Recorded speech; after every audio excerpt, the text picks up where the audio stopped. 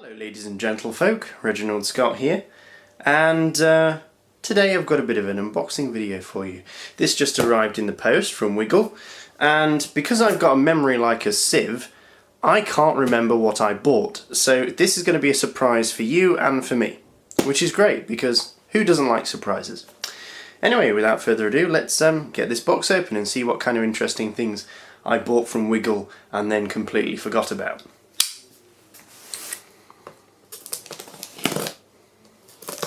Tell you what, I need to sharpen my knife. It's getting a wee bit dull.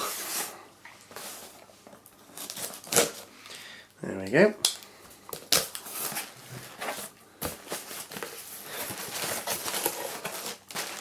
What have we got here? Just some papery rubbish. Oh.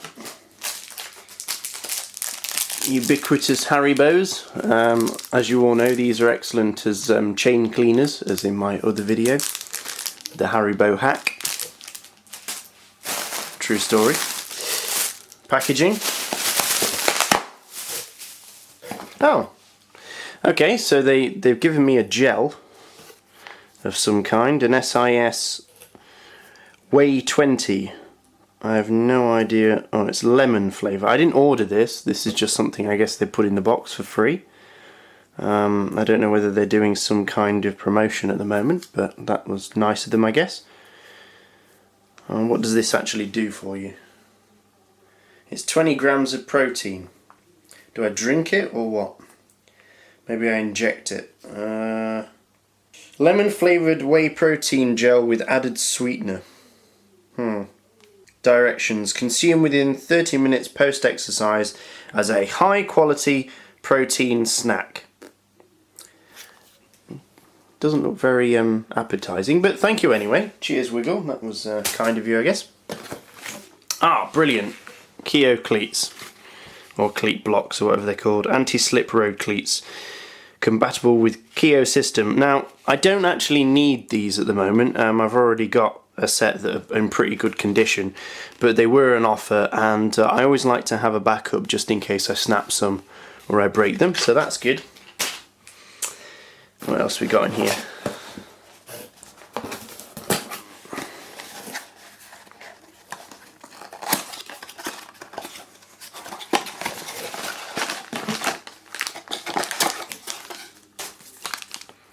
Little manual there.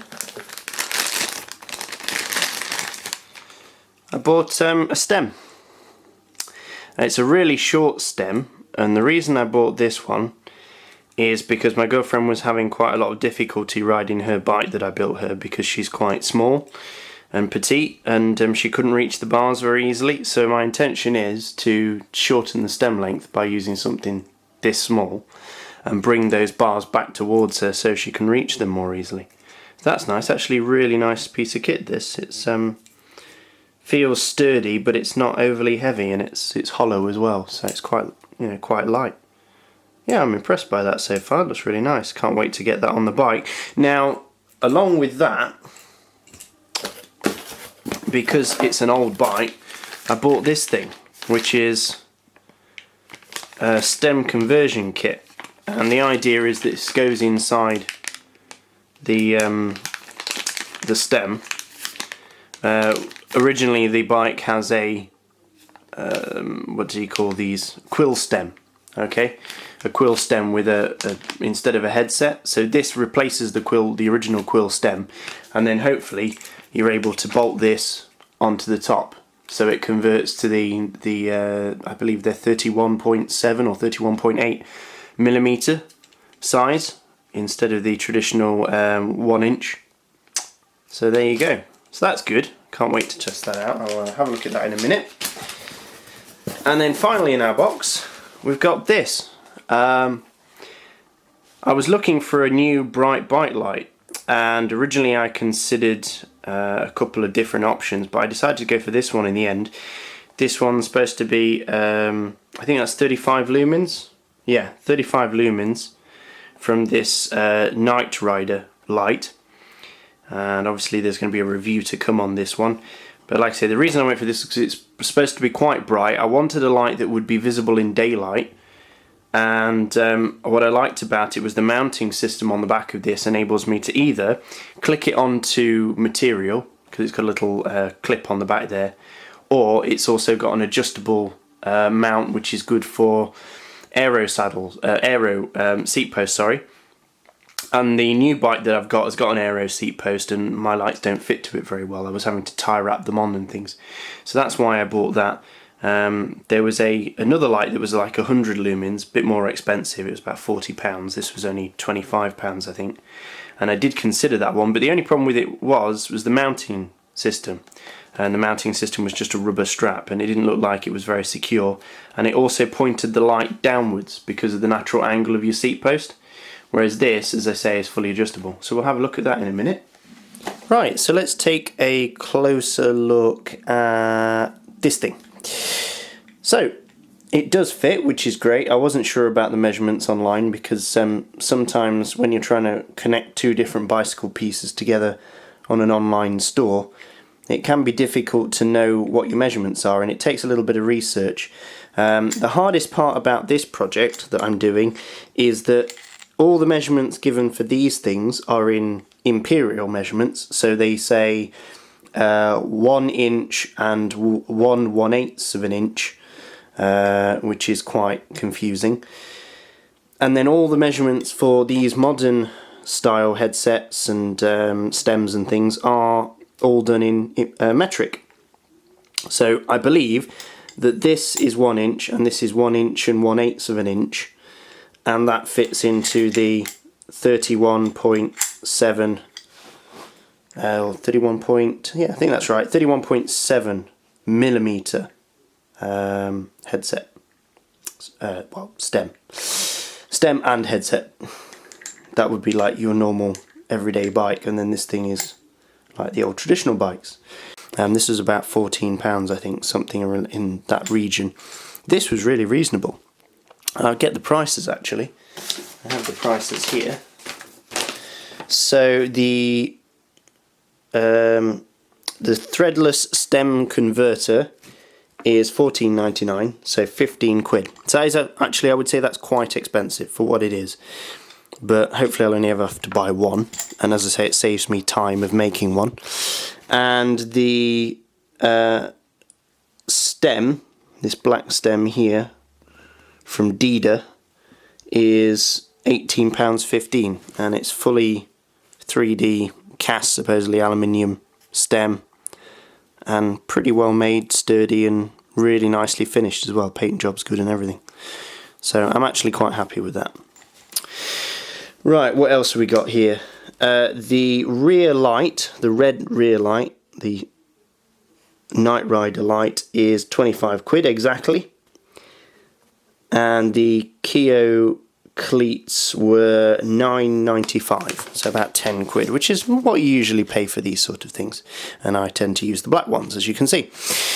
So that's the stem converter and the stem. Now let's look at the bike light.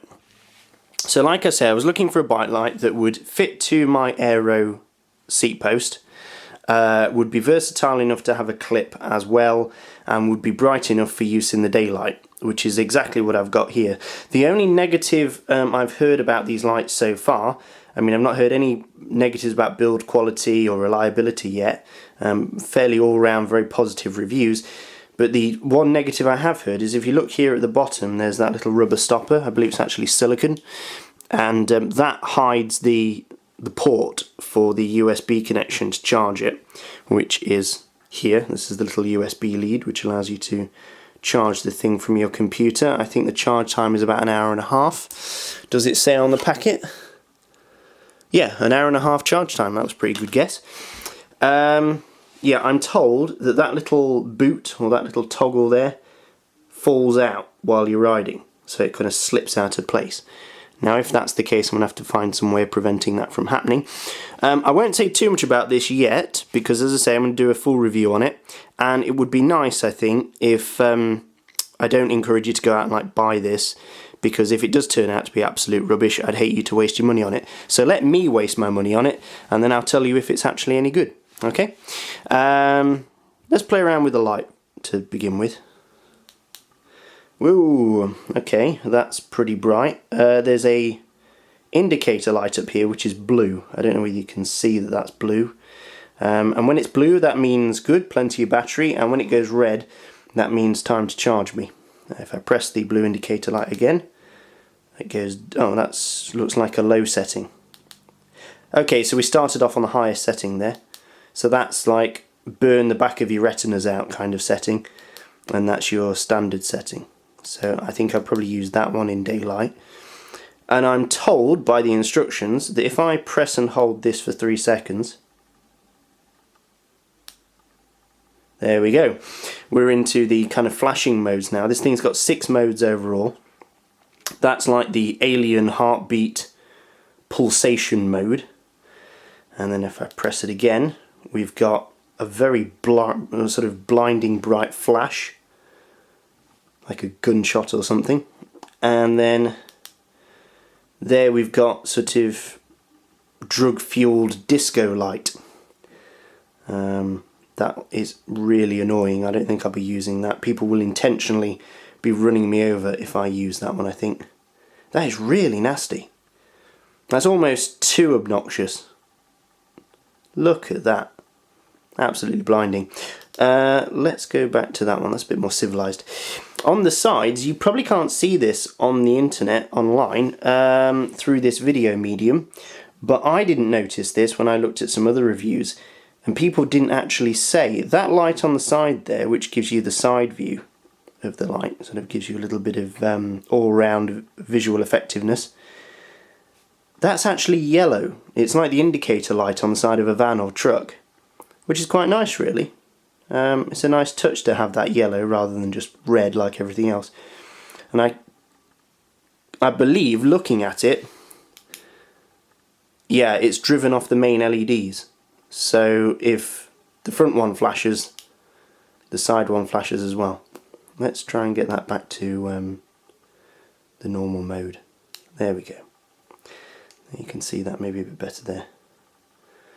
But yeah, I'm quite impressed with that so far. I'll turn that off. And this is the holder that comes with it. It's got a little clip at the back. That slots into there nicely, and what I like about this is it's got a screw for adjustment. This rubber strap, I nearly called it a leather strap then. This rubber strap is actually pretty hefty and pretty heavy. But the build quality feels very robust and strong, which is good. And that should be able to go around any kind of aero seat post or standard round seat post. Let's see if we can put it on this as a demonstration, seeing as we don't actually have a proper bike to play with.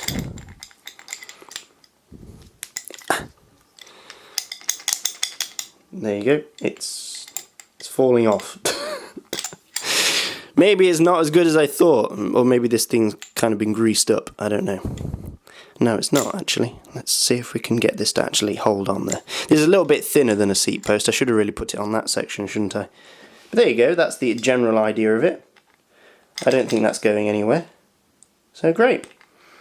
Well, I hope you enjoyed this. I hope it was enlightening for you, and wait for the review of this to come. I'm going to play around with it first, put it through its paces and see if it's any good. Maybe ask some motorists what they think of it. Did you see me? Did you like it? Are you blind?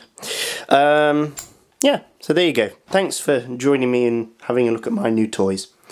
As always, stay safe folks. Reginald Scott signing out. Bye. One last thing before you go. I just noticed something really important about this this whey protein type thing that really you have to know. And that is, not only is it low carb and 88 calories, let's get on the line there, but it actually has 7G BCAAs, which I don't know about you, but I'm really glad it has 7G BCAAs, because if it didn't have 7G BCAAs, I don't think I would even buy this product. In fact, if it didn't have 7G BCAAs, I think I would just throw it away.